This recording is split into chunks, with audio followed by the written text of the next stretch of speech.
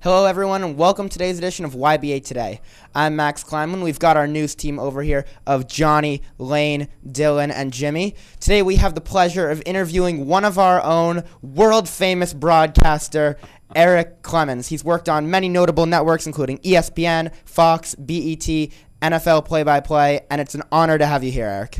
Honor to be here, guys. Thanks a lot. Thanks for having me, and I'm sure you've got a lot of great questions for me, so I'm looking forward to it. Well, yes, we do. So let's get right into it. So you've clearly worked on a lot of great networks with a lot of famous broadcasters.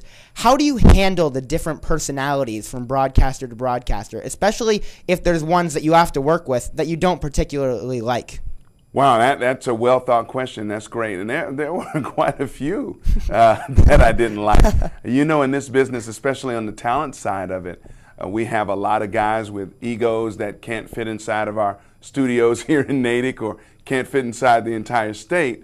And what you have to do is try to focus on your particular job that particular day and kind of get it done without paying too much attention to what the next guy is doing next to you. If you're doing a sports center, for example, and I'm doing it with, I won't name any anchors, but a guy maybe I wasn't too fond of, I just had to focus on the stories that I was doing and still listen to what they were saying and interact with them. And on TV, the world might believe we were two good friends, but in reality, we didn't talk much after the show was over. So you just have to focus on your own job. Right, yes. Well, Mr. Clemens, you've had a long, successful career in sports broadcasting. What are you doing now? Oh, man, I'm doing so many different things now. And you know, the success thing, I've been some places, but I guess it's not ongoing. It's debatable. Almost 4 years now since I've actually worked regularly in commercial television, but it has allowed me an opportunity to examine some other things. I'm one of the producers and instructors here at YBA. It allows me to give back to young people such as yourselves and pass along any of my wisdom that can help you move ahead and be in this business on the talent end if you want to be, or behind the scenes if you want to be. I've also ventured into other areas of broadcasting, not just sports, but kind of news hosting and reporting. I've done some work for Connecticut Public Television. I've done some work for Comcast Cable, doing a news type interview show called Newsmakers. And I also sing in an R&B band. So those are some things, and acted in a musical play production. Those are things I would have never done had I remained an anchor for ESPN or Fox or BET. I'd go, I'm a sports guy, darn it. I'm not going to do anything else. But it's forced me to venture into some other things and use my communication skills to do that. Right, exactly. And I'm wondering, if you had the choice, would you choose to be a newscaster or in a band singing on tour? A newscaster or a band singing on tour? Yes. Well, I really, really enjoyed being a sportscaster, but I think I'm mature enough now. If I was singing in a band that was at the highest level, I mean a real star band playing alongside or with Earth, Wind, and Fire or some famous group, that's a very demanding job, but A, it's very lucrative, so I'd probably be very rich. B, I'd be famous, and now with my maturity, I think I'd understand how to handle that fame, but I think I'd still find a way to try to give back. So I'd probably pick the latter. I'd rather be in a band using my creativity, because in local sports especially, as you can see when you watch television nowadays, guys, not much room for creativity. You get about 2 minutes. You know, you have to run through the Red Sox highlights, run through the Celtic highlights, and you're basically out of time. I think that's a waste of all of our abilities. So in a position where I can be more creative in the music industry, I'd probably choose that one today. Right. That's an interesting choice. Now, Mr. Clemens, when you visit the high school in West Roxbury with the head honcho over here at YBA, Jimmy Young, what gives you the drive to help those less unfortunate kids? And also, is it similar to where you lived on the rough south side of Chicago? I think that what we have to remember is that, you know, all young people, wherever you're from or whatever, yeah, the circumstances are different, but it's pretty much the same. Young people are the same. They're trying to find their way. They're trying to establish their own identity. They're trying to figure out where they belong.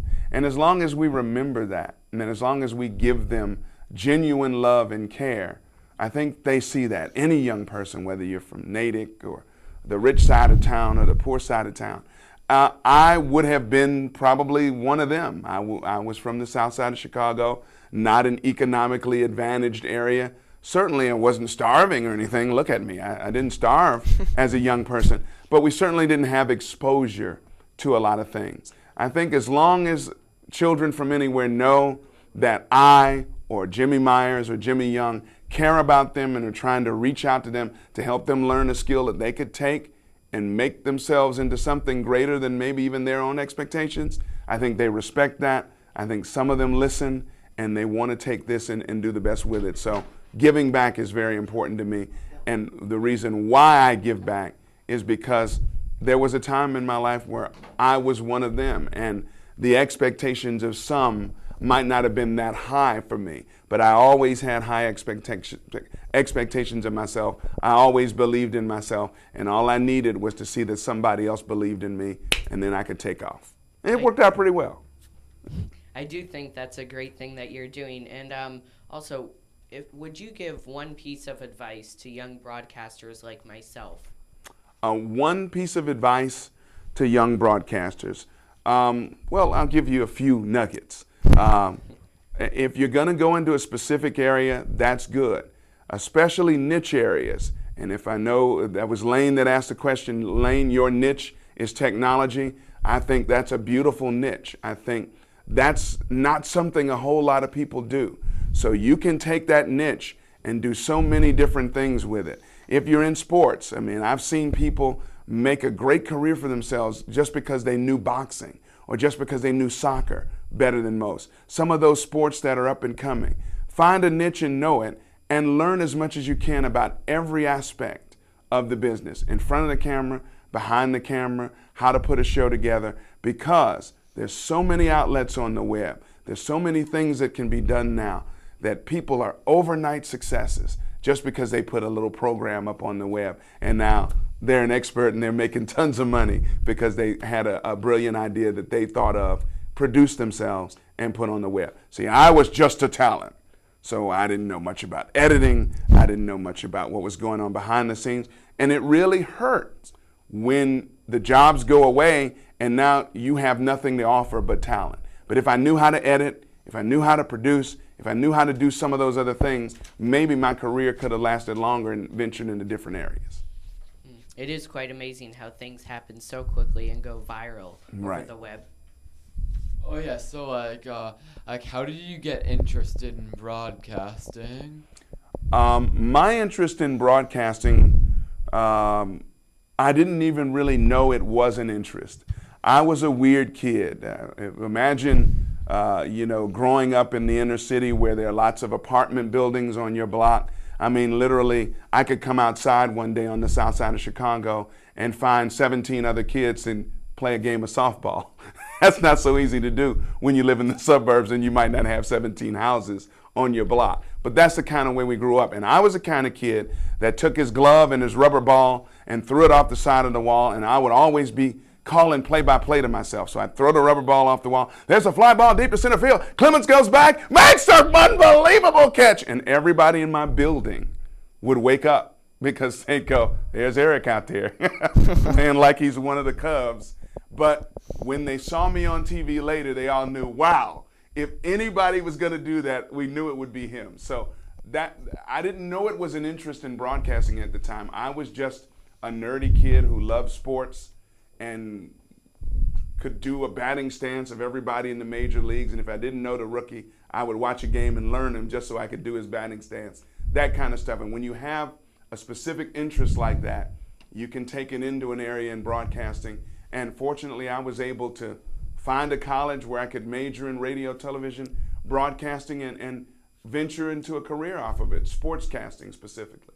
Yeah, and how old were you exactly? Around what age? When I got into sportscasting, I was probably about 19 years old, a sophomore in college, and I worked at a place in Chicago called Sports Phone, which was a dial-up phone service where you called a 976-1313 number and you got announcers like myself rattling 40 scores off to you in 59 seconds. So almost kind of like our exercise we did today.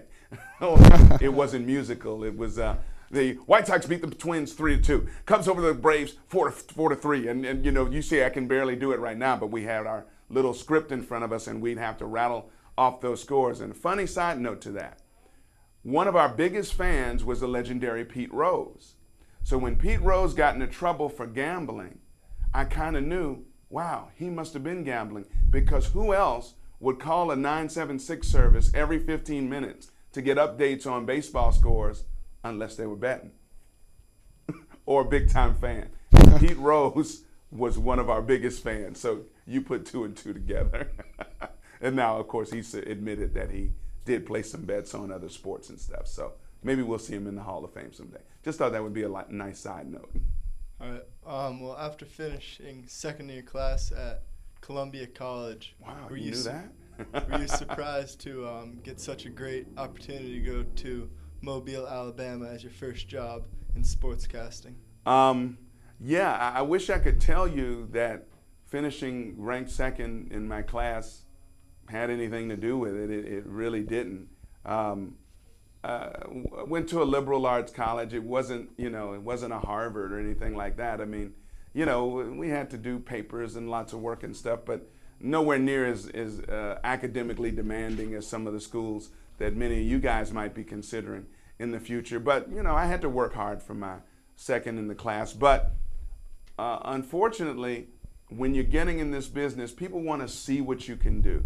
They want to see what you can do on tape. They want to see samples of what you do. And today they probably want to see samples of your editing, your writing, and so on and so forth. All I had was a reel of me on camera doing stuff.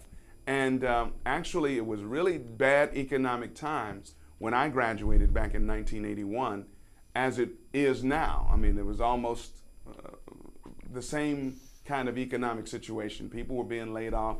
Wasn't a good time for the country. We were kind of in a recession period.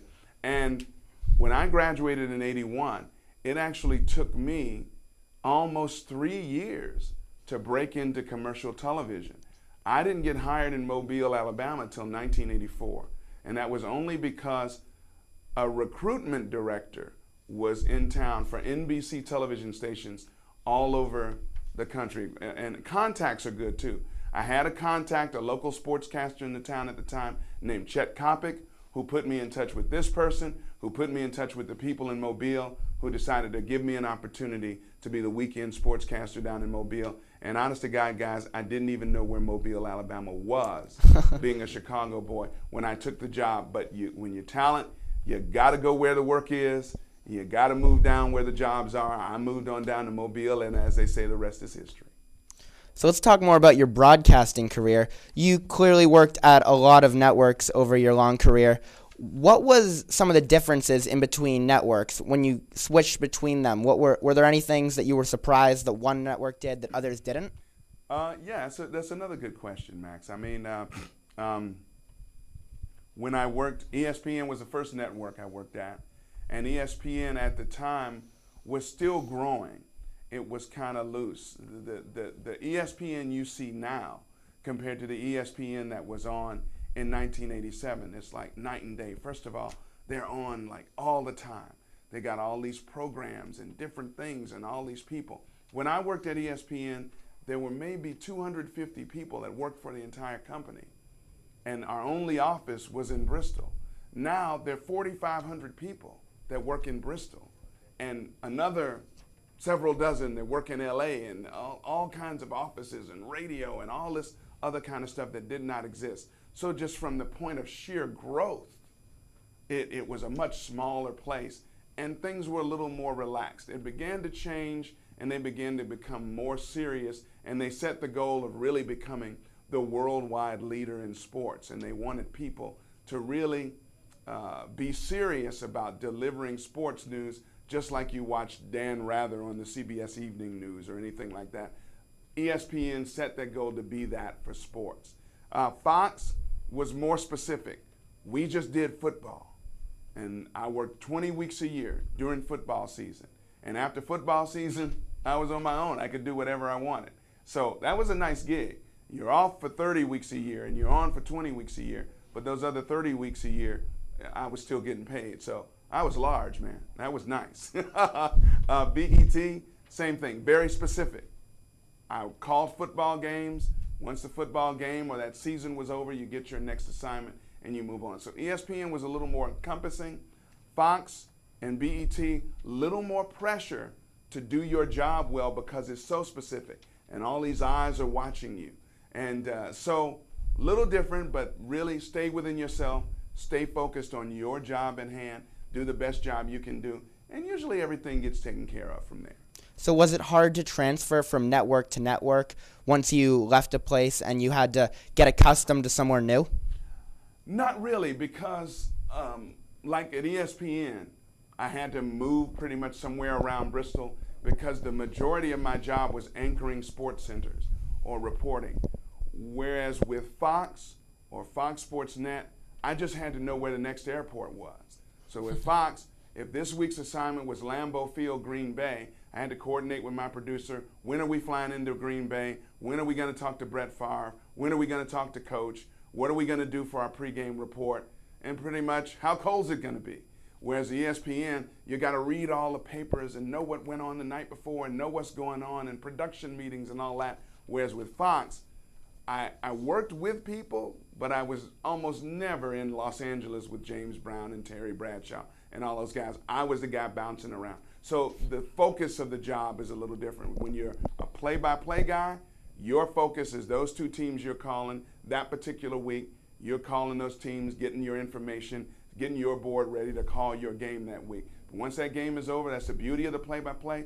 You close your briefcase, you say your goodbyes, and it's on to the next game the next week. So I really enjoyed the latter a lot more than the high impact and all the suits and the people telling you how you should say this or how you should do that in an ESPN Sports Center scenario. So that's the difference. But adjustment is just knowing what your job was that particular week. Right, I see. And I did some research on you, and I found out that you have been married for 26 years, and you have 2 kids. And I'm wondering if you found it hard to juggle your family life with your many jobs. Absolutely, especially in sports. Unlike news and other things, you know, if you notice, you watch your local news here, you have your weekday people, the people you see either Monday through Friday or Tuesday or Sunday through Thursday. You know, they've changed some of that up a little bit, but back in the day it was Monday through Friday, and you had your main anchor and your main weather person and your main sports person, and then they generally got weekends off, and you saw the weekend people come in. In sports, especially network or play-by-play sports, you're never off, gentlemen. There's no such thing. In football season, you're flying somewhere Saturday or Friday, you got a game on Sunday, you're lucky to be able to get a late flight out Sunday night after your game is over, and then you're right back at the grind the next week focusing on your next game. So birthdays, bar mitzvahs, Christmas parties, 4th of July, no such thing. So my advice to young men and young women getting involved in that, if you're involved in a relationship, please let the person know that you are rarely going to be around on weekends and holidays, because as you guys know, that's when most sporting events take place. They mostly culminate on Saturday or Sunday. So when little Johnny's having the recital, you're likely not going to be there. It has affected me in my relationship with my children. They love me, I love them, but they didn't get a whole lot of nurturing from me because I simply was not there. I was always out doing sports centers or some game or this and that, and they go to their mother for most of that. Thank God their mother understands the kinds of things that I did and the kinds of sacrifices I made with my time, and you better be prepared to make that same kind of sacrifice if you're going to get into sports broadcasting for a living, because you're not going to be home much. And I know way too many sports people that are some 2 or 3 times divorced because they just couldn't work out the relationship because they are away so much. So that's one thing to think about before you consider getting into this field. Right. Okay. Now, you're a member with the Soul Sound Review, and on this past Tuesday night, you played at the swanky Boston Harbor Hotel. Swanky. I love it. It certainly is, and a nice view. Now, how is it different performing and singing in the band versus broadcasting on TV? I think really it's not that much different. You've got to know your material, whether that material be the sporting event you're calling that day or whatever, or the material in this case being the songs we're going to do and the steps we do to those songs. And remember, there's no cameras there that I'm playing to. Now I'm playing to real people. I'm part of a group, and we're here to entertain and bring smiles to real people's faces through the music. I do know that it's less of an individual thing with this group that I'm with. There are 8 other pieces other than me. So when we come together as a team to produce this great music, if we're making people laugh, smile, have a good time, get up and snap their fingers and clap their hands, we know we're doing our job. So the feedback is immediate. Me looking into this camera, I don't know what the feedback is. I can't see everybody on the other side of it. But I'm hoping that I have the communication skills to entertain the people at home watching me enough to keep them interested, to keep their eyes on me in a news delivery or play-by-play situation. Because if you're bad at delivering the news, or if you're bad at doing play-by-play or whatever, you know what happens. Either they turn the sound down or sometimes they even turn away. So, you know, and in a performance situation on stage, if we're bad, maybe the audience, some of them start to get up and leave. But we haven't had that too much. So very many similarities to what we do in both stages. And I think my performance in front of the camera has helped me perform on stage. I bet it's nice to be able to see your audience, and I know at some concerts people will throw things. So, and I watched the video of your band, and it was very good. Thank you very much. It is nice to know that people are having a good time. It's nice to have friends or people you know out in the audience too, like we had on Tuesday with Barbara Goodman was there, and Jimmy was there as well, and hopefully we'll get some of you guys out. We have a couple of performances there in August, I think the 9th and the 23rd, and hopefully you guys will be out and act crazy with us and come down on the barge and dance and sing and do all the stuff, because that's what we really like. We really have a good time, and I sweat a lot. I should be skinnier, but for some reason I'm not. I don't know. Well, thanks a lot, Eric. That's all the time we have on today's edition of YBA Today. We'd once again like to thank legendary broadcaster and amazing singer, our very own Eric Clemens. For the entire news team, I'm Max Kleiman. See you next time.